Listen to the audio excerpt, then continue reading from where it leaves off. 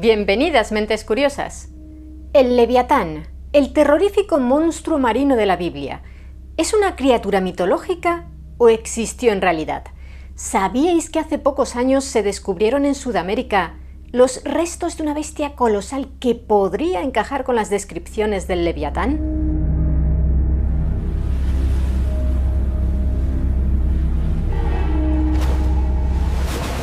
De su boca salen antorchas, chispas de fuego saltan, de sus narices sale humo como de una olla que hierve sobre juncos encendidos. Su aliento enciende carbones y una llama sale de su boca. En su cuello reside el poder y salta el desaliento delante de él. Con frases como estas, el libro de Job nos sumerge en una de las descripciones más aterradoras de toda la literatura antigua. Nos presenta una criatura de poder inconcebible, un ser ante el cual toda arma humana resulta inútil. Nada en la tierra es semejante a él, que fue hecho sin temor.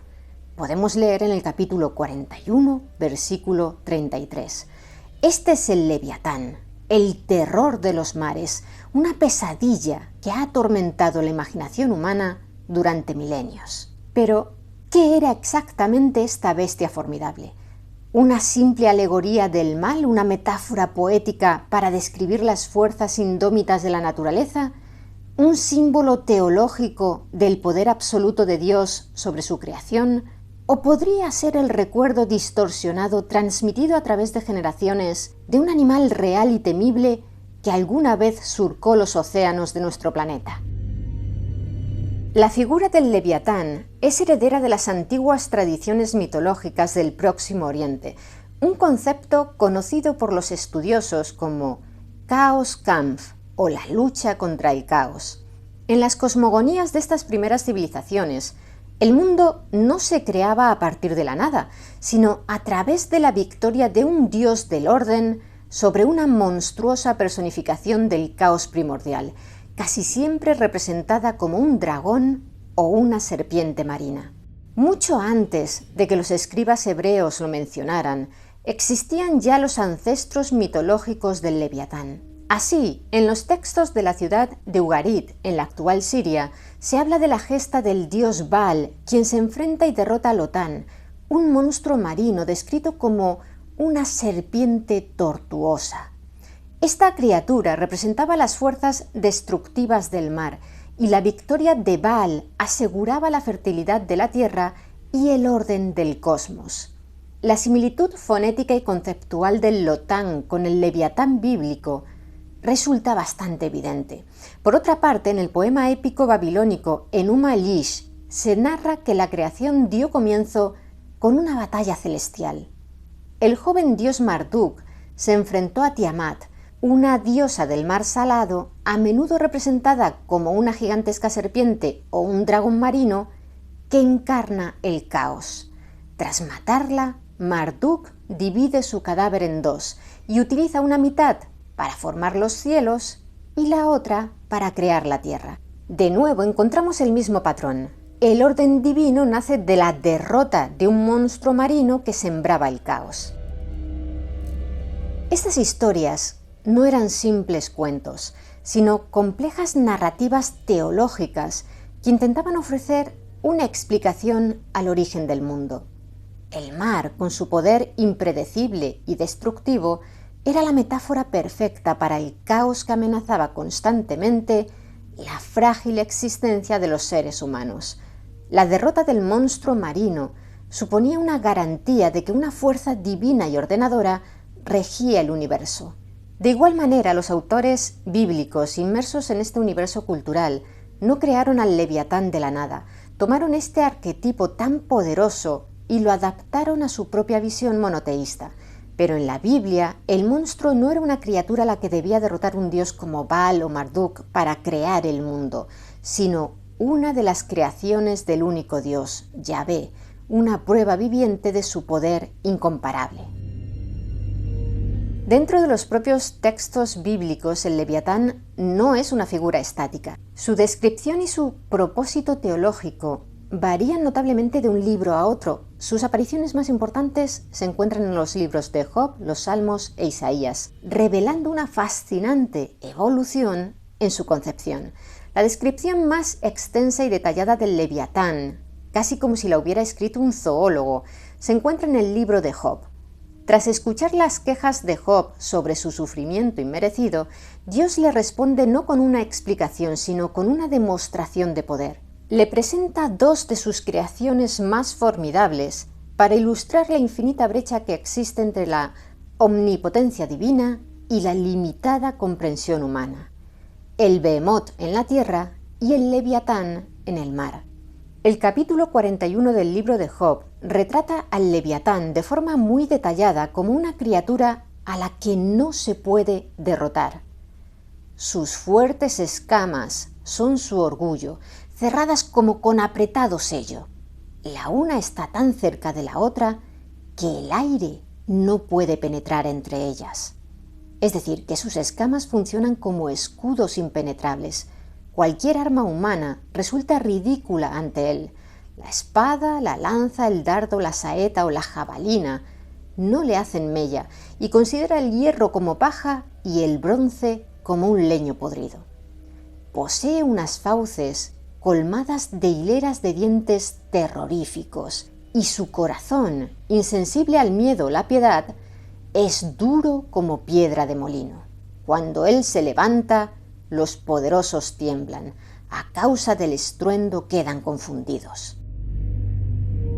Su retrato es el de un ser sobrenatural cuyos estornudos dan destellos de luz, con ojos que son como los párpados del alba. Sin embargo, el punto teológico crucial de esta criatura no es solo el poder del monstruo, sino el hecho de que está bajo el dominio absoluto de su creador.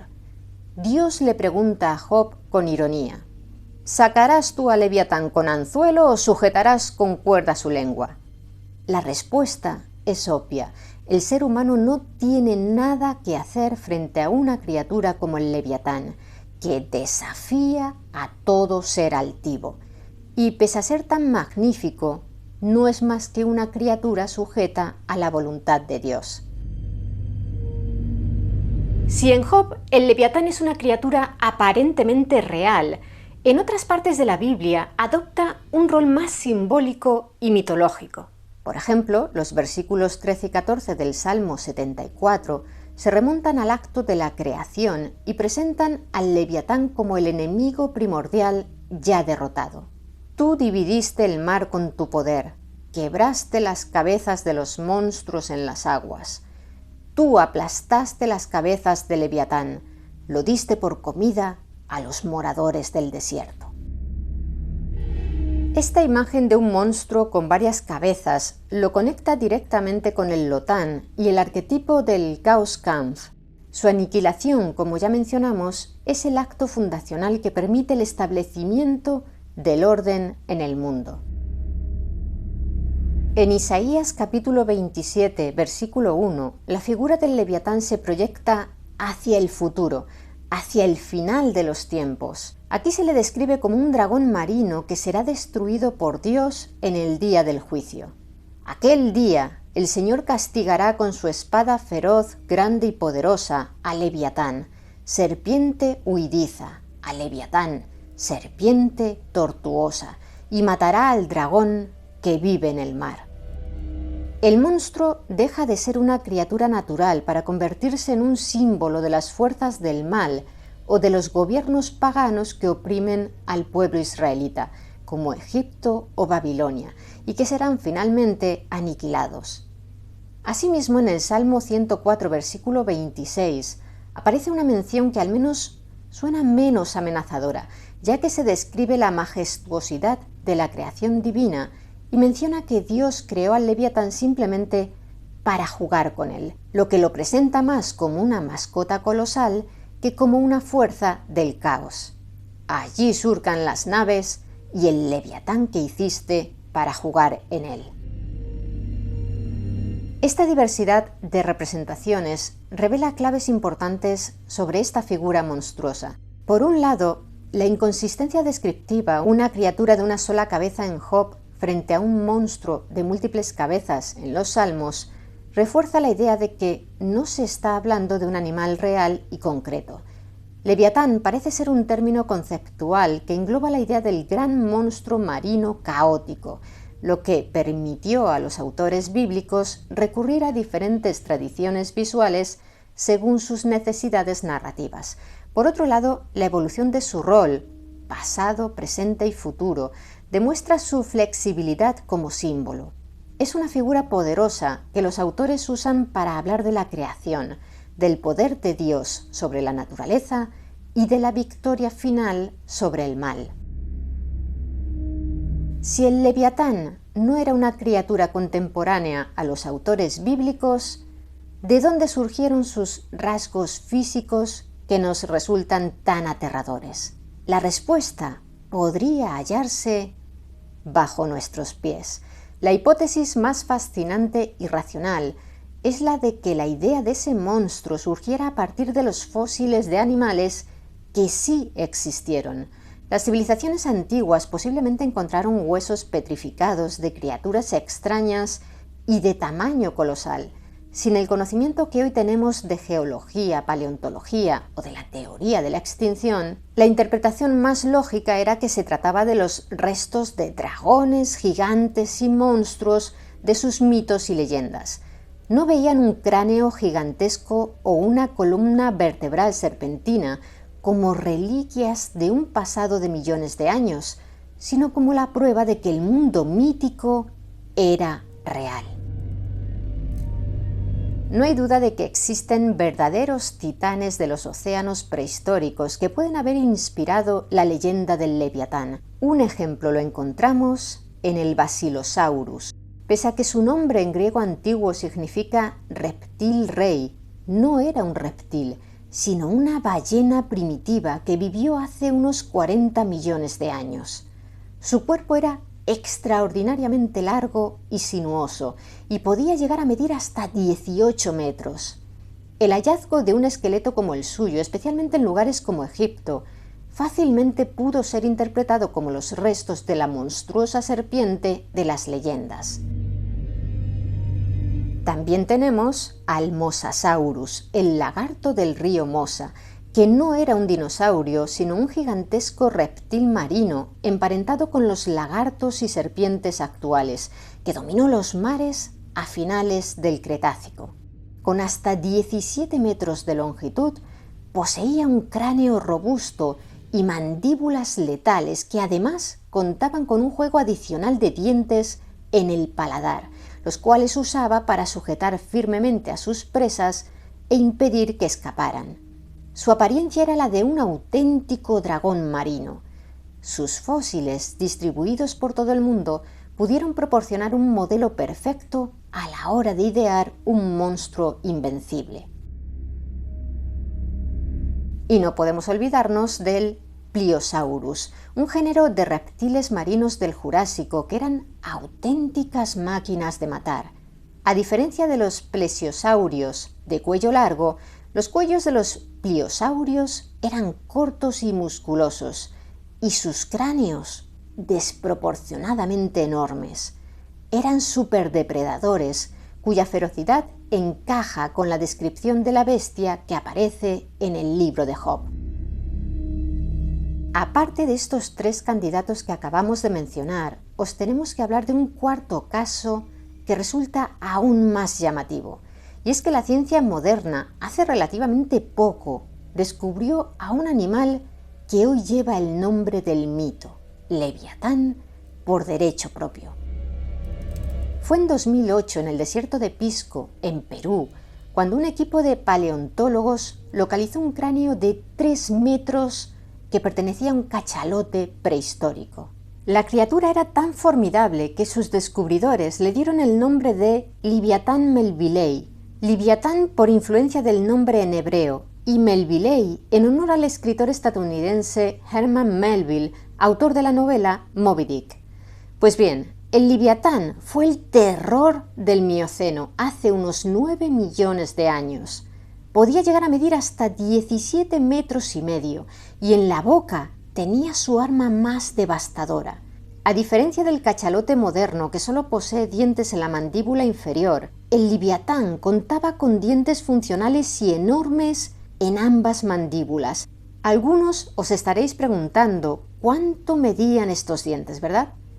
Hasta 36 centímetros de longitud. Estos dientes, los más largos encontrados en cualquier animal conocido hasta ahora, estaban diseñados para un propósito: cazar y devorar a otras ballenas. En el libro de Job se decía sobre el Leviatán: ¿quién abrirá las puertas de sus fauces? Alrededor de sus dientes hay terror.